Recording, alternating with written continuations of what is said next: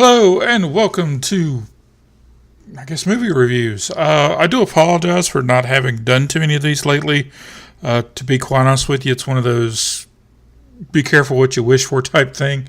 I fought for and got a promotion at work, and it's kind of sucked up all my time because those of you that have been in this situation, I'm sure, are well aware of.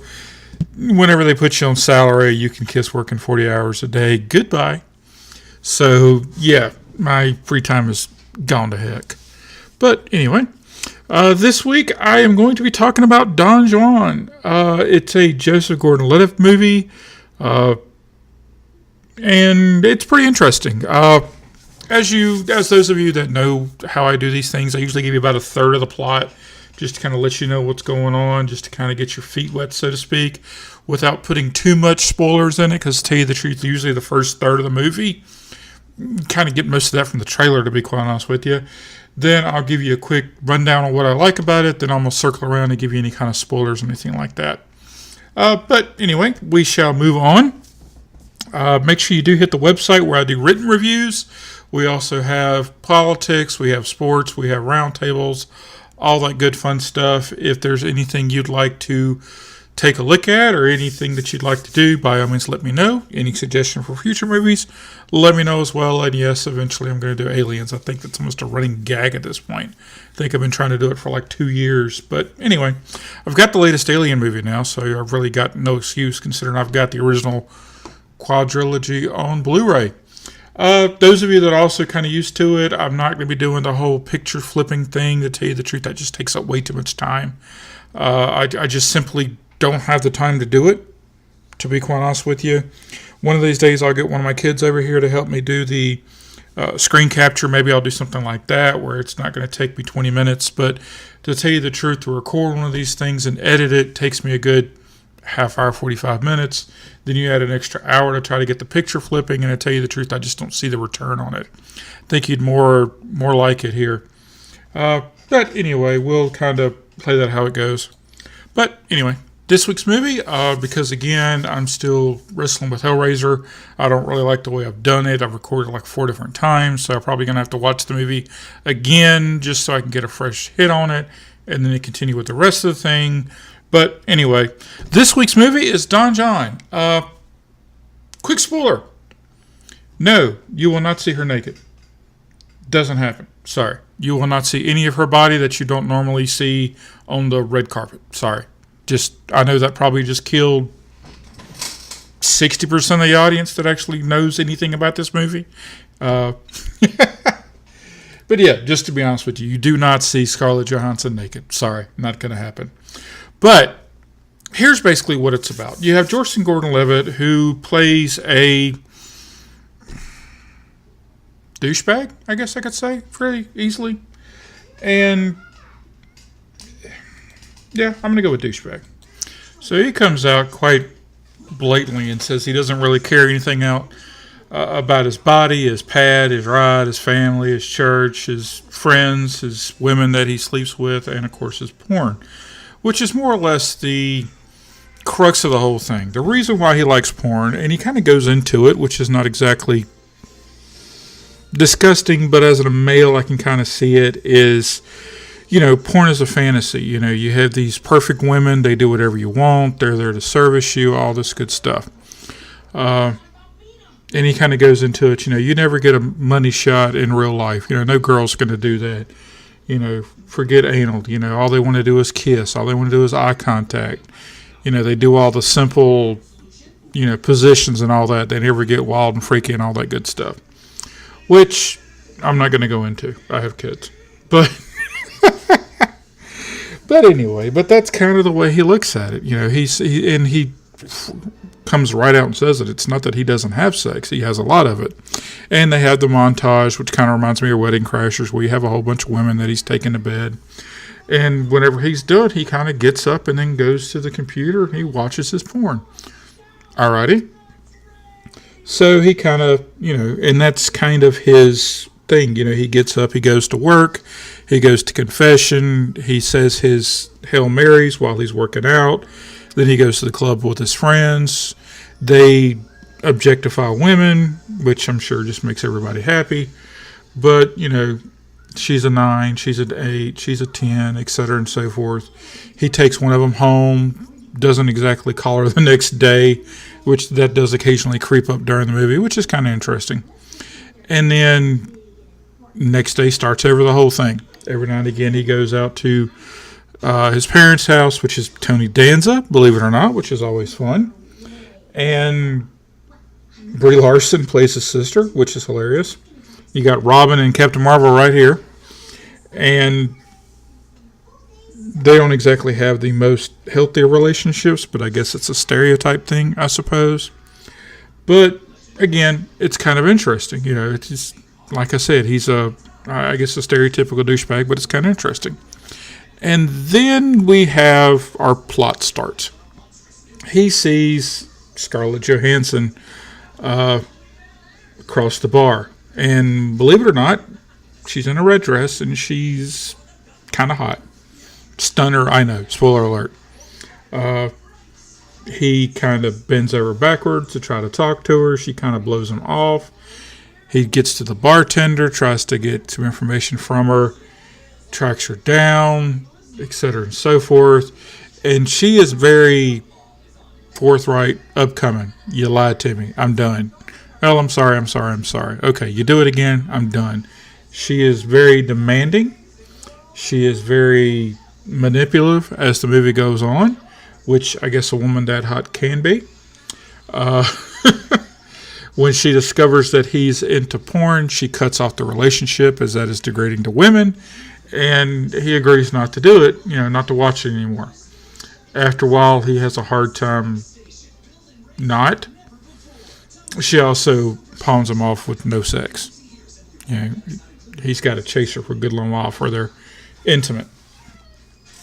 So as she is trying to adjust his life, she convinces him to go back to school to get an education so she can be, so he can be a grown-up and not just have this generic work, which never does say what he does. But anyway, who knows? But she convinces him to go to school.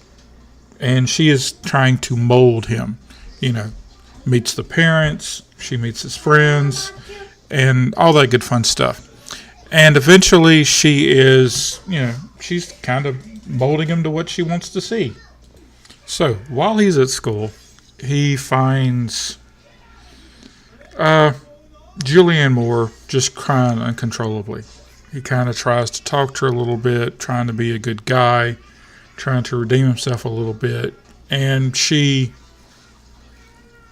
kind of brushes him off, thanks him for being helpful, all this good fun stuff. And then he is watching porn on his phone. She catches him at it. They talk a bit. She actually brings him some porn that is more female friendly and not like, I guess, the gonzo stuff, I guess is what they call it now. I'm old, forgive me. I guess that's what the kids call it now. And that tends to develop as the plot. You have, and I've gone a bit more than a third, you'll have to forgive me, but if you're wondering where Julianne Moore fits into this.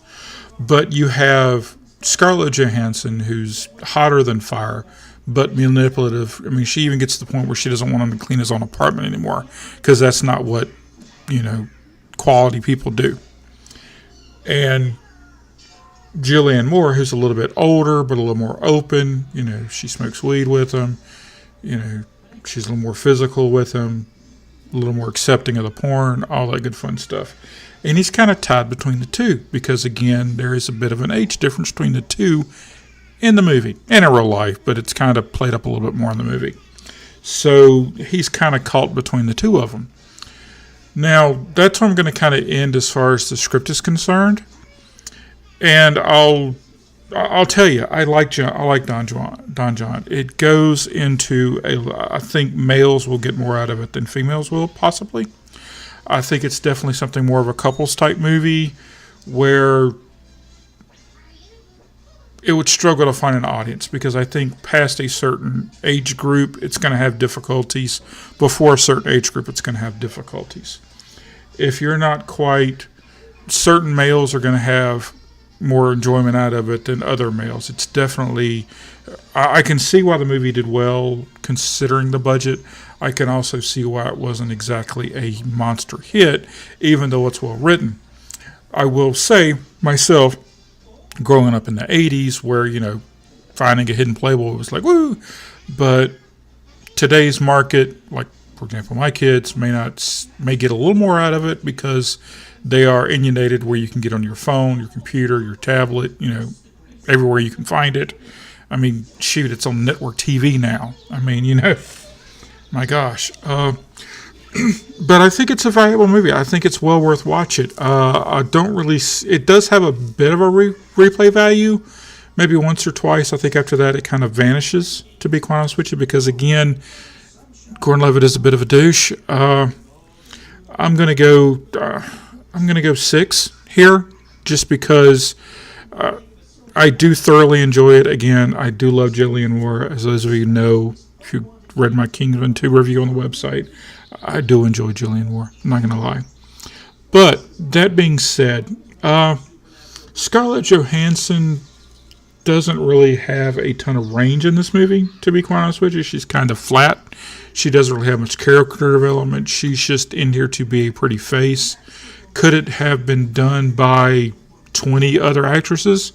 Absolutely.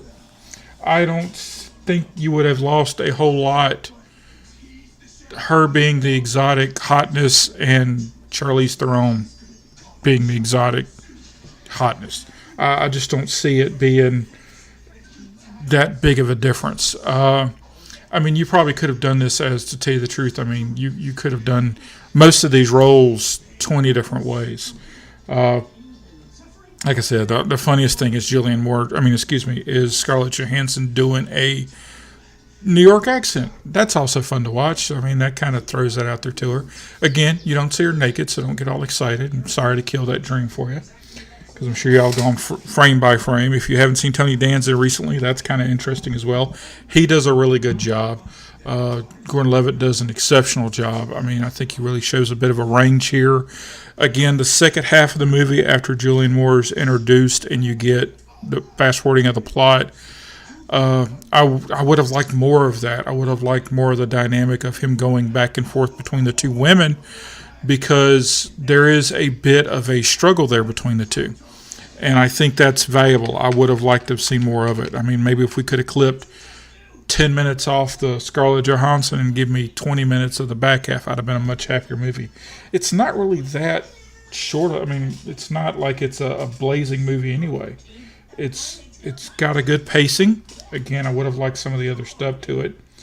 But, I mean, it's an hour and a half movie. I mean, I could have dealt with an hour 45 minutes on this. It wouldn't hurt my feelings any. But I'm going to go 6 on it. I do recommend you watching. I would like to see your feedback. Do you think you made the right choice at the end? Me personally, I'll come back to that a bit in the spoilers. But, like I said, I did enjoy the movie. I'm not going to... again, it's a 6. I'm not going to go much higher than that, just because, again, the rewatchability is not there. I do feel I might be a little old for the movie, for example. At least it's what they're looking for. But it's just, we have, how can I best put it? You look for character arcs, and nobody really has a character arc that they do. They're all pretty much the same at the end of the movie that they are at the beginning of the movie. Nobody really changes. Also, his friends vanish without a trace due to Scarlett Johansson. Even though she likes him in the beginning, you don't really get where he introduces her friends into their life. You see them, it's seen but not told. It's seen but not explained. It's like, and I'm going to kind of kill it here before I come into the spoilers, but we'll look into that. Okay, so I'll give you like 10 seconds to kill it for the spoilers, but I do want you to hit the website. We've got a lot of good stuff there. 7poundbag.com. I do appreciate you watching. Come back next week. I will try to hit another movie. And fair warning, have a great day. Goodbye. All right, spoiler things. He lines everything out as for what he cares about. And Scarlett Johansson, more or less takes a shot at all of them. Let's see. For example, his body. Okay, she likes his body, obviously, because, hello. and but she's working on his mind. So she's looking at mind over body because she's trying to make him smarter, etc. His pad, okay, she kind of attacks the pad because it's not, he shouldn't clean it. He should have somebody else clean it. It's not that important. It's just a place where you live. You shouldn't be that attached to it. And when you get on your hands and knees and you scrub a floor, you're a bit proud of that floor. You're a bit proud of how spotless it is. You're a bit proud of the way it's designed. Somebody else is doing it for you. There's not the attachment there. My ride, again, not really touched. I'm assuming once she gets a better job, he is going to have to get another car, but again, not really touched. His family loves her. Why wouldn't they? His dad is kind of creepy, but that's okay. I mean, it's kind of understandable. But his family, she completely can dominate him with, because his mother loves him, which, rest in peace. I didn't even know she passed, but I love her. She's been in a ton of stuff. But anyway, my church, they don't really touch on it. If you read a synopsis of the movie online, you come to find out she's Jewish. Not really even touched on in the movie, to be quite honest with you. I mean, you do kind of see it on like the second run through if you know to look for it, but it's not really, religion's not really touched on it, even though a Catholic marrying a Jew in New York. I'm not in New York. I don't really know if that's important.